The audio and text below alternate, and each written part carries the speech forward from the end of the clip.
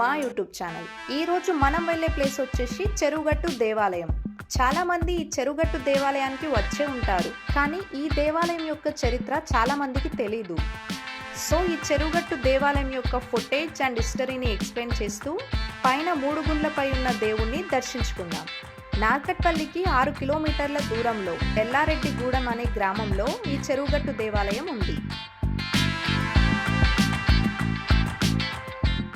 ఈ main entrance నుంచి గర్భగృహం వరకు వెళ్ళాలంటే 365 మెట్లను ఎక్కి పై వరకు వెళ్ళాలి. ఈ మెట్లు ఎక్కుతూ పైనకి వెళ్తే డైరెక్ట్గా మనం స్వామివారి పాదాలను చేరుకుంటాం. ఈ దేవాలయం లోపలికి వెళ్తుంటే ఒక 50 అడుగుల శివుడి విగ్రహం ఉంటుంది.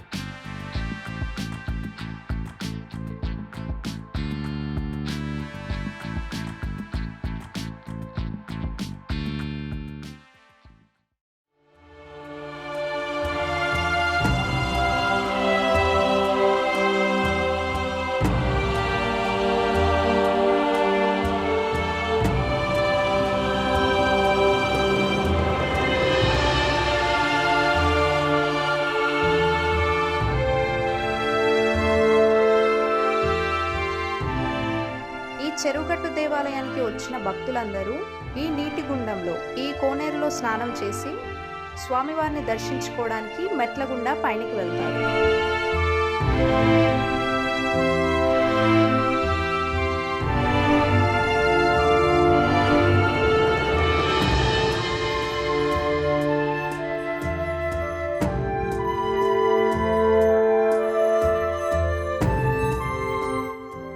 రాళ్లపైన వెలిసిన శివుణ్ణి చూడడానికి ఈ రాళ్ల మధ్యనున్న మెట్లెక్కుతూ పై వరకు వెళ్ళాలి.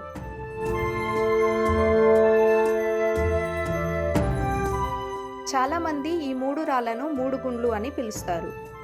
ఈ 3 రాళ్ల పైన ఉన్న దేవుణ్ణి దర్శించుకోవడానికి కొంతమంది విపరీతమైన భక్తిని కలిగి ఉన్న భక్తులు ఇక్కడ కనిపిస్తున్న ఈ 2 రాళ్ల మధ్య దారి నుంచి దేవుణ్ణి దర్శించుకోవడానికి పైనకు వెళ్తారు.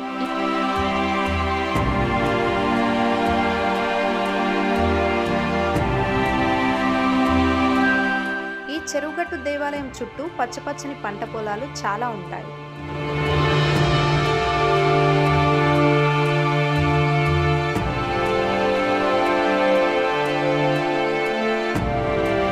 ఈ 2 రాళ్ల మధ్య గుండా వెళ్ళిన ప్రతి ఒక్కరూ మానసికంగా శారీరకంగా చాలా ఆరోగ్యంగా ఉంటారని ఇక్కడికి వచ్చిన భక్తులందరూ నమ్ముతారు.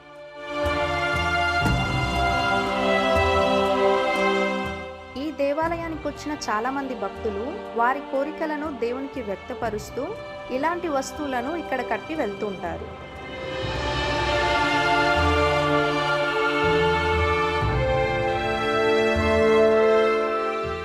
ఇదిగో ఇక్కడే 3 గుండ్లపై ఉన్న శివుడి దర్శనం జరుగుతుంది.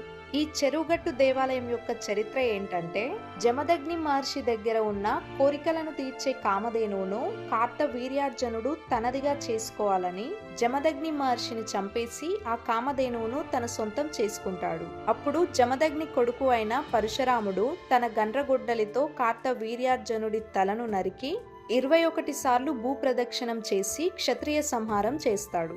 క్షత్రియ సంహారం తరువాత పరశురాముడు చేసిన పాపాలన్నింటినీ తొలగించుకోవడానికి దేశం నలుమూలలా 108 శివలింగాలను ప్రతిష్ఠించాడు. అలా ప్రతిష్ఠించిన 108 శివలింగాలలో చివరి శివలింగం ఈ చెరువుగట్టు దేవాలయంలో ఉంది. పరశురాముడు ఒక్కొక్క లింగం దగ్గర వేలాది సంవత్సరాలు తపస్సు చేసి ఆ తపోఫలాన్ని ఆ క్షేత్రానికి దారపోశాడు.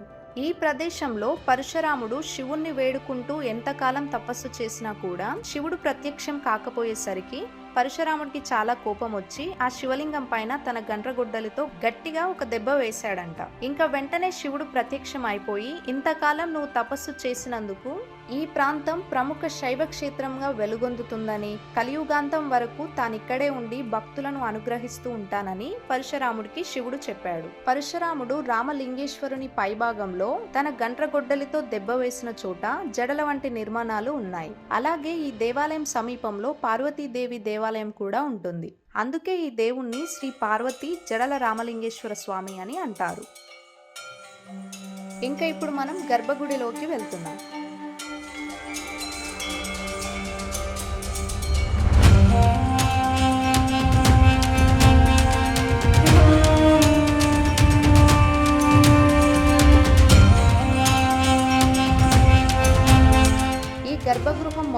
రాళ్లతో ఏర్పడి ఉంటుంది.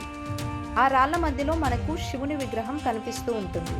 ఇక్కడ కనిపిస్తున్న నందీశ్వరుని యొక్క కొమ్ముల మధ్య నుంచి ఆ దేవుణ్ణి చూసి ఏదైనా కోరుకుంటే ఖచ్చితంగా జరుగుతుంది అని ఇక్కడికి వచ్చిన భక్తులందరూ బలంగా నమ్ముతారు.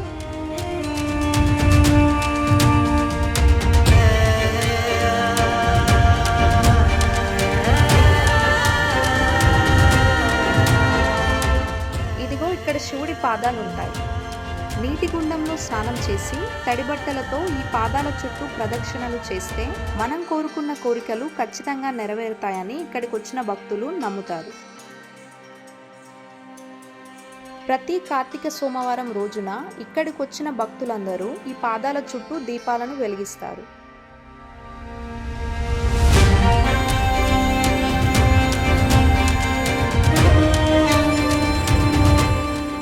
అలాగే ఇక్కడ ఆంజనేయ స్వామి, దుర్గమ్మ, రేణుక ఎల్లమ్మ గుళ్ళు కూడా ఉన్నాయి.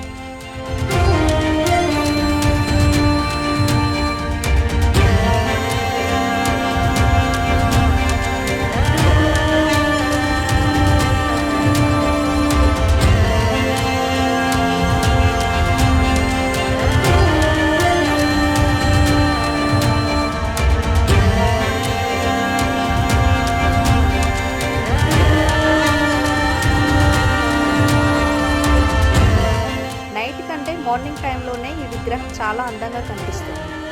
సో ఇది గైస్ ఇవాల్టి video. For more videos do subscribe మా యూట్యూబ్ ఛానల్.